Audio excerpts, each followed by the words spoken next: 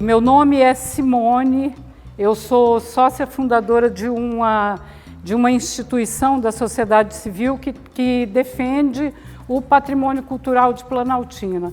Patrimônio cultural material e imaterial e o natural, como eu falei para vocês, no caso de águas emendadas, rios, nascentes.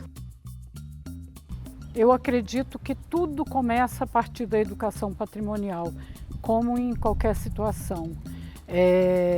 A educação patrimonial vai dar a base para que todas as pessoas se envolvam com esse patrimônio cultural, seja ele natural, imaterial ou material, e que com isso ele mesmo faça esse bem ser tombado, ser preservado, ser restaurado quando necessário. Na minha opinião, a sociedade civil ela é responsável por isso aí também. É dever do poder público e é um direito da sociedade civil preservar o patrimônio cultural. E nesse caso ela pode fazer isso ocupando os espaços, fazendo com que esses espaços sejam conhecidos, porque só se protege algo que você conhece e que você apropria e que você cuida, né, e que você pede para que seja cuidado.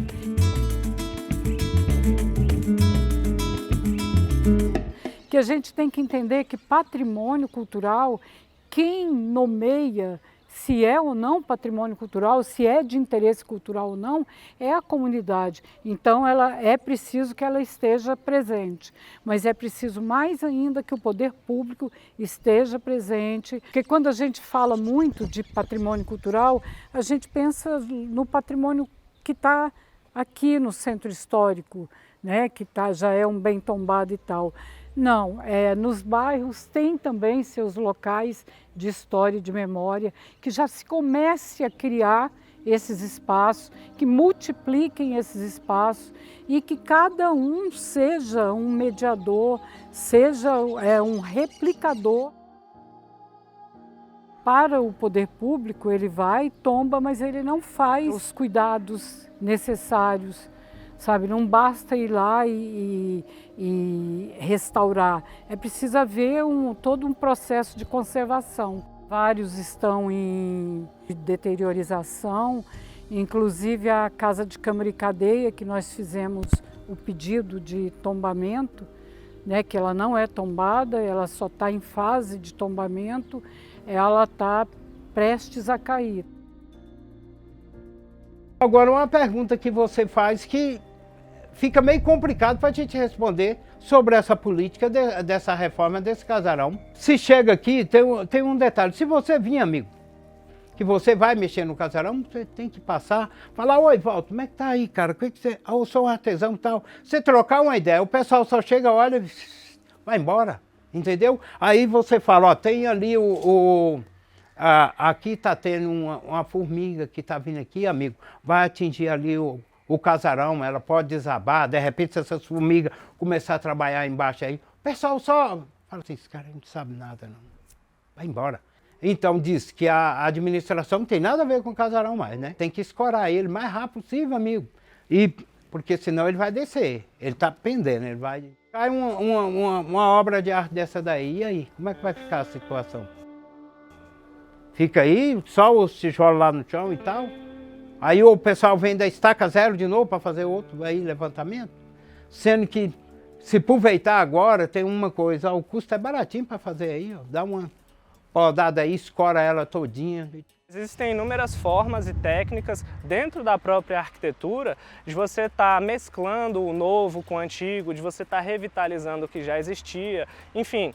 Inúmeras são as possibilidades de se manter algo, de se preservar algo, aquilo que tem o valor e carrega aquela essência, e ainda assim tornar ele viável, né? E assim a gente preserva a história e consegue tornar ele habitável ou utilizável de novo. Não somente com a utilidade que ele tinha quando criado, como também com adaptações para que ele funcione de uma forma mais adequada às atividades contemporâneas. E aí é muito triste a gente ver aí, edificações icônicas dentro da nossa história em estado de total abandono e total descaso, tudo acabando por aí. E um dos grandes problemas que a gente consegue acarretar nessa destruição do nosso patrimônio cultural é deixar a nossa história morrer. Já dizia o poeta que todo povo que não conhece a própria história está fadado a cometer os mesmos erros.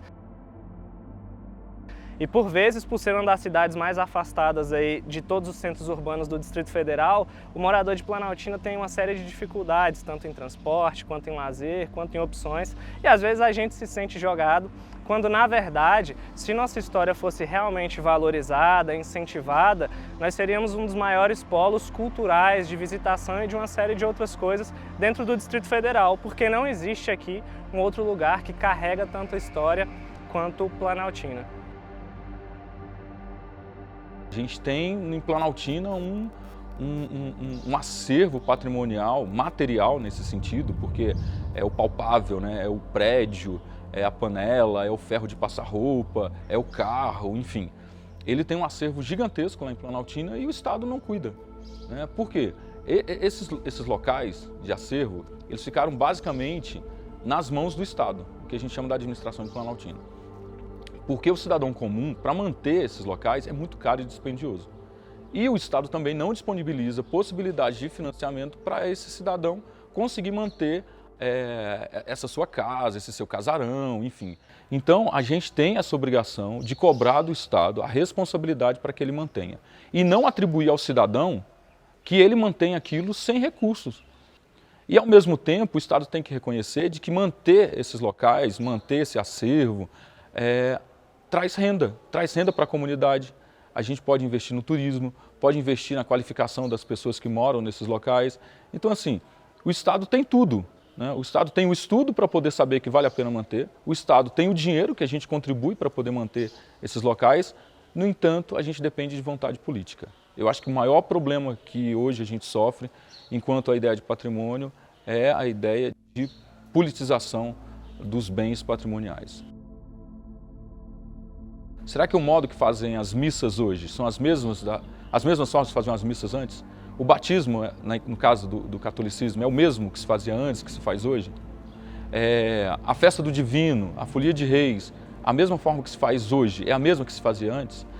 O fazer ali dentro, a ocupação daquele local, para aquele local serve, é o que a gente chama de imaterialidade. Aqui no Vale do Amanhecer a gente também tem muito isso, que a gente foi considerado como patrimônio imaterial, que é a junção de todos os monumentos, vestimentas, cantares, preces, orações, anéis, enfim, tudo isso, como as pessoas se portam dentro desse local com toda essa materialidade. Então isso é o imaterial. Agora, por exemplo, se a gente falasse de obras gregas, a gente tem templo grego que não é utilizado mais. Ali é só patrimônio material. As pessoas não ocupam mais aquele espaço. Há essa diferença. O imaterial não é algo do pensamento, não. Tem que ter alguém que manifesta aquilo ainda hoje. Na roupa, na construção, dentre outras coisas. Será que vale a pena ser mantido em pé somente os monumentos do Niemeyer? Será que vale a pena ser mantido só a urbanidade lá do Lúcio Costa? Será que o seu Chico, que construiu a casa dele com alicerce de pedra e com parede de adobe, não merece ser mantido para que a gente possa conhecer? Então, eu acredito que o Estado tem total responsabilidade sobre isso, né? O Vale do Amanhecer existe ainda. Mas será que existirá daqui a 1000 anos? Será que existirá daqui a 500 anos? Então, a responsabilidade do Estado é muito grande, até porque nós somos contribuintes e a gente quer a nossa memória viva.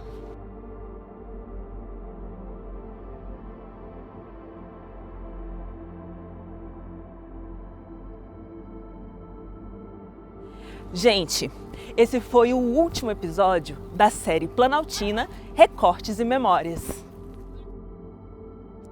Aqui eu aprendi muito sobre a cidade. Conhecemos pessoas incríveis que nos inspiram e estão aqui pertinho da nossa realidade. Isso tudo nos faz mais pertencentes ao território e nos faz valorizar a cultura e história de onde viemos.